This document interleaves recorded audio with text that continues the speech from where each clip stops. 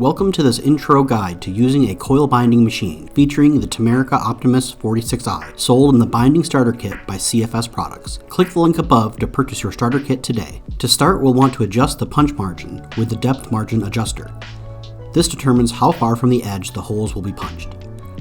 Next, we'll want to adjust the side margin guide according to the size of the document to be bound. Then we'll slide the document into the punch throat and ensure the disengagement pins are pushed in where holes are needed. Pull the handle to punch holes in your document.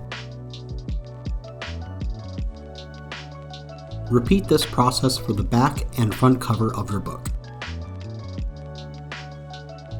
Now we'll want to assemble the book. Add the back cover and the front cover to your document and start threading the plastic spiral coil onto the document. We'll finish threading the coil with the coil inserter on the top of the machine. Press the power button or the foot pedal to engage the coil inserter. Then gently press the coil against the roller. With the binder coil fully inserted, trim the ends to prevent the document from unbinding. It's important to hold the coil crimping pliers with the red dot facing you to lock the coil. Make sure to empty your chip tray to prevent jams in the future that could damage the machine.